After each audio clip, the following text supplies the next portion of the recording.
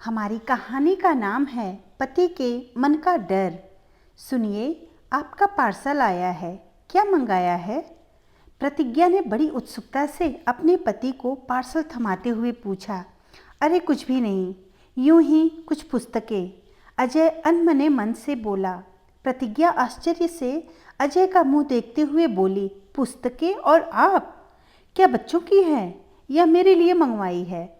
मुझे माफ़ करना, शायद यह आपका सरप्राइज़ था मेरे लिए और मैंने ख़राब कर दिया, कहकर वो पार्सल खोलने लगी।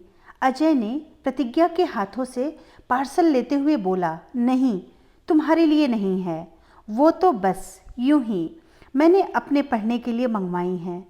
अजय और प्रतिज्ञा पति पत्नी हैं, जिसे इंग्लिश में कहते हैं हैप्पीली मैरिड कपल, पर एक दूसरे से बिल्कुल अलग। प्रतिज्ञा किताबों की शौकीन तो अजय गानों का। अजय को ब्रांडेड चीज़ें पसंद आती तो प्रतिज्ञा को सामान्य महिलाओं की तरह छोटी दुकानों से मोल भाव करके सामान खरीदना। बस दोनों में एक बात समान थी कि दोनों एक दूसरे की रुचियों का पूरा सम्मान करते थे। जब प्रतिज्ञा कोई पुस्तक पढ़ रही होती तो अजय उसके साथ बैठकर कभी लेटकर गाने सुनता, फिल्म देखता। दोनों ने कभी अपनी पसंद एक दूसरे पर थोपी नहीं थी। दोनों ही अच्छा कमाते थे। उनके 2 बच्चे भी हैं, बहुत प्यारे प्यारे, खुशहाल परिवार। आज पहली बार ऐसा था कि प्रतिज्ञा ने महसूस किया कि अजय कुछ छुपा रहा है। खैर, उसे पूरा विश्वास था कि वह आज नहीं तो कल बता ही देगा। कुछ दिन बाद एक रात को जब प्रतिज्ञा की नींद खुली तो देखा अजय की तरफ की लाइट जल रही थी। अजय कुछ पढ़ते पढ़ते सो गया था। प्रतिज्ञा को आश्चर्य हुआ। उसने पुस्तक उठाकर बंद करके रखा और लाइट बंद करने जा रही थी, तभी उसका ध्यान पुस्तक के नाम पर गया। ये पुस्तक, इसे पढ़ने की अजय को क्या ज़रूरत है? उसे अचानक से याद आया कि क्या यही पुस्तकें अजय ने मंगवाई थीं। प्रतिज्ञा ख्यालों को झटक कर सोने की कोशिश करने लगी, यह सोचते हुए कि वह कल सुबह ही इसके बारे में बात करेगी। सुबह रविवार था, बच्चे खेलने चले गए थे। प्रतिज्ञा ने अजय की ओर देखा। इतने सालों के साथ रहते रहते दोनों एक दूसरे के भावों से परिचित थे, बिना कहे समझ जाते थे। पर आज अजय बोला, क्या हुआ? ऐसे क्यों देख रही हो? प्रतिज्ञा बोली, आपको इन पुस्तकों को पढ़ने की आवश्यकता क्यों महसूस हुई?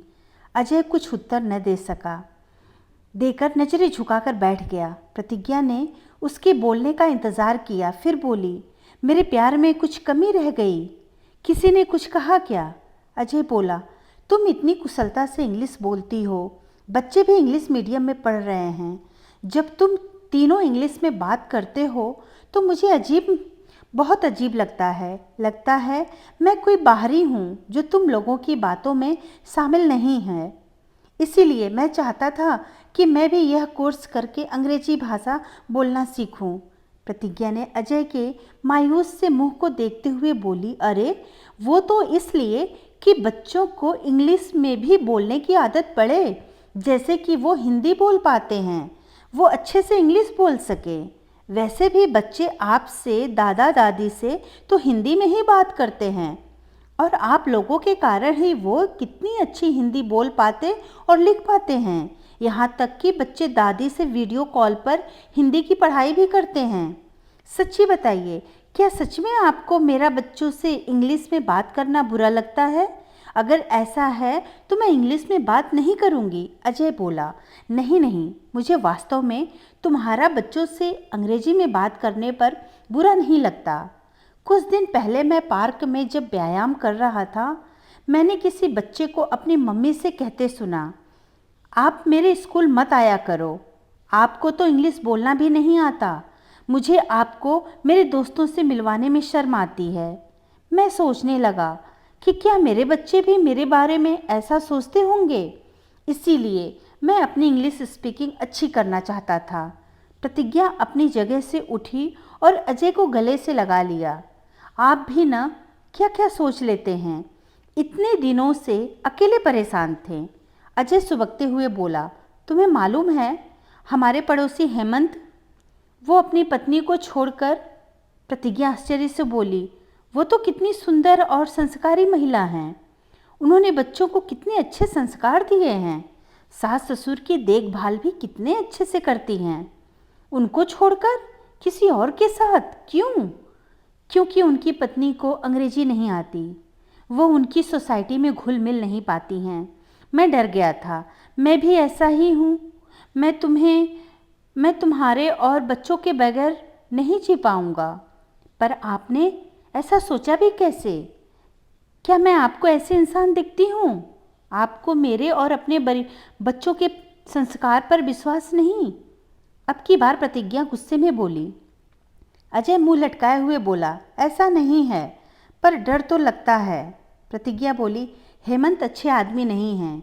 यह तो उनका बहाना है कि अपनी पत्नी को छोड़ने के लिए, वरना ऐसे तो उनमें भी कितनी कमियां हैं। सिगरेट पीते हैं, नशा करते हैं और भी न जाने क्या क्या। कायदे से देखा जाए तो उनकी पत्नी को ही उन्हें छोड़ देना चाहिए। हाँ वही तो, कमियां तो मेरे में भी हैं। अजय धीरे से बोला। प्रतिज्ञा गंभीर होते हुए बोली, क्या आप भी? आप कैसे भूल गए? आपकी शुद्ध हिंदी बोलने की आदत पर ही मैं आप पर मर मिटी थी, याद है? उस समय एक सीरियल में आशुतोष राणा कैसे शुद्ध हिंदी बोलते हैं। उनका चरित्र नकारात्मक होते हुए भी एकदम दमदार था। चारित्रिक दृढ़ता और सकारात्मक से भरा हुआ। अजय उम्र के इस मोड़ पर भी आकर प्रतिज्ञा की तारीफ और उसकी आंखों में तैरते अथाह प्रेम को देखकर शर्मा गया। प्रतिज्ञा अपनी रव में बोले जा रही थी।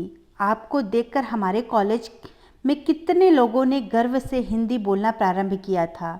वो मेरी सहेली रिया याद है आपको? वो बचपन में कविता कहानियाँ लिखती थी, पर शर्माती थी क्योंकि हिंदी में लिखती थी। आपके कारण आज वो कितनी बड़ी लेखिका है।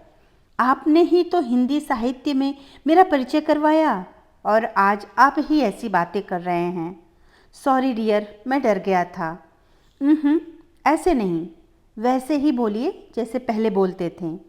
अजय ने थोड़ी नाक सिकोड़कर मुस्कुराते हुए उसे देखकर बोला, क्षमा कर दो प्राण प्रिय, अब ऐसी दृष्टि यह सेवक नहीं करेगा। प्रतिज्ञा उसे गले से लगकर बोली, जो मिठास आपके इन शब्दों से आती है वह इंग्लिश के डार्लिंग में नहीं है।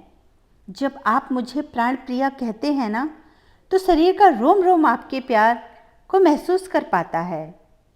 इस एक शब्द से मेरा आप पर अधिकार है, इसका बोध होता है। अजय प्रतिज्ञा का हाथ पकड़ते हुए बोला, इसी बात पर मैं इन पुस्तकों को तिलांजलि देकर अपनी प्रिय अर्धांगिनी के लिए चाय बनाकर लाता हूँ। प्रतिज्ञा अजय को बिठाते हुए बोली, प्रिय, चाय मैं बनाती हूँ, आप बैठें और अपने मंगवाई है इसीलिए इन पुस्तकों का अध्ययन करें। किसी भी भाषा का ज्ञान होना, उसमें निपुण होना अच्छी बात है, पर इस बात पर शर्मिंदा होना गलत है कि आपको सिर्फ अपनी भाषा बोली आती है। जैसे हम प्यार अपनी मौसी, चाची, बुआ सभी से करते हैं, सबको इज्जत भी देते हैं, पर माँ की जगह कोई नहीं ले सकता। वैसे ही हम सभी भाषाओं का सम्मान करते हैं, पर हिंदी हमारी राष्ट्रभाषा है। हमें हिंदी का प्रयोग करने में गर्व होता है। धन्यवाद दोस्तों। कहानी अच्छी लगी तो लाइक और सब्सक्राइब जरूर करिए।